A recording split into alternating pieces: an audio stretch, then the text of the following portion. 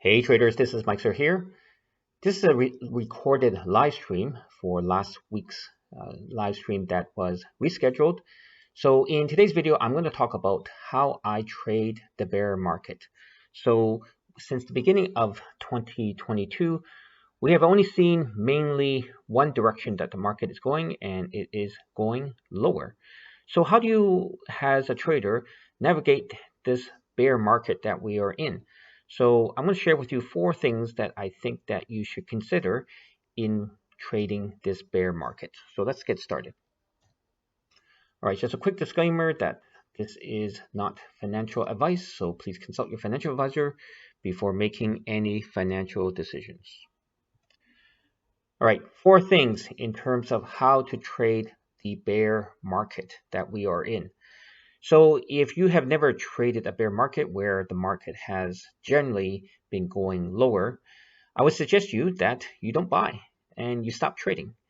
Now I know some of you may ask, well, if I don't trade, how am I able to make money? Well, the question that you need to ask is, would you prefer not making money or would you prefer losing money?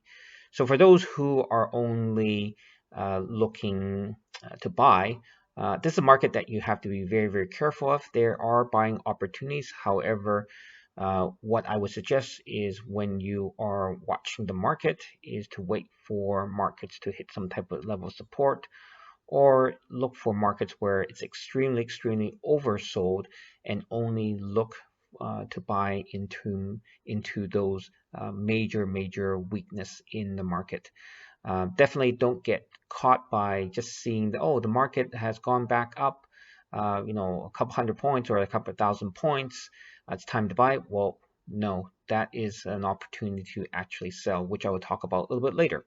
So if you are a trader that is looking to buy, don't buy or just wait for opportunities where the market is extremely oversold and look to buy then.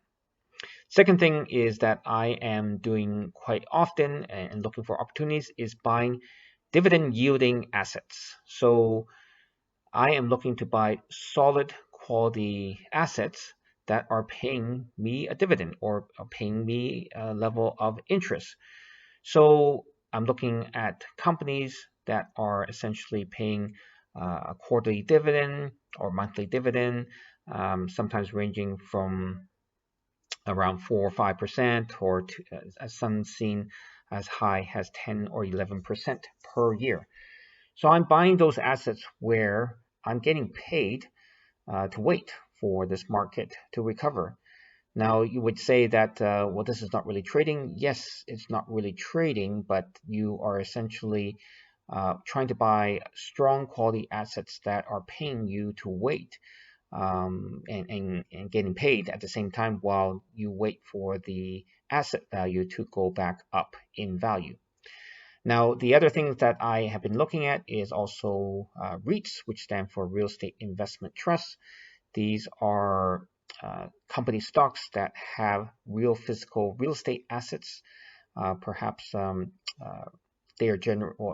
they are generating yields through rent, through income that is passed on to you as the investor.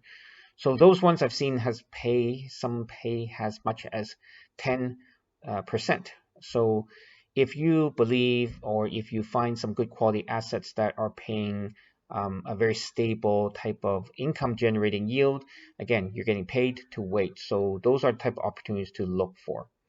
Now, the third thing is obviously the obvious question or the obvious answer is how to trade bear markets. Well, if the market's going down, you short the market or you short sell the market. But you have to be very, very careful in terms of shorting this market. Have some of you seen in just the past few months? So we have had some major upward movement in the market only for that market to fall back down. So the thing that you want to look for is if you are looking to short sell this market to bet on the downside, is you want to wait for the market to go back up first. Okay, don't wait for the market to fall very, very sharply before you short the market. Wait for the market to go back up a bit, and then when the momentum loses strength, then that's an opportunity for you to add to your short position. And here I said, don't short after a big drop, because again, whenever you see a big drop, there could be a continued rally, but you basically put yourself into a market where the market is extremely oversold. So any type of not so negative news or positive news can basically cause the market to go up, and you will lose money. The fourth thing is, if you are intraday trader or day trader, is you want to play the volatility. In bear markets, you will always see extreme volatility, meaning the volatility of the market going up and down on a daily basis. So instead of playing the direction, whether up or down, you play the volatility. So you play both sides, or you essentially look to play the volatility in terms of there is a volatility index, which is called the VIX. You can look at an ETF called the VXX, which is the volatility ETF. So if you're looking to play the volatility, when there is volatility in the market, you look the value of that asset will go up in value. All right. Now that's it for today. So I want to let you guys know that to offer a stock trader development program, go to mikestertrader.com/program if you want to work with me.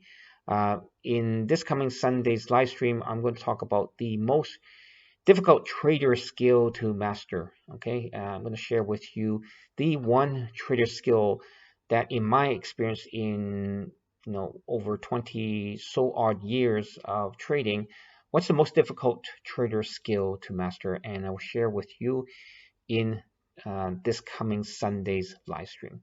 All right, guys. Thank you all for watching this video, and look forward to hearing from you or seeing with you on this coming Sunday's live stream. Take care, everyone.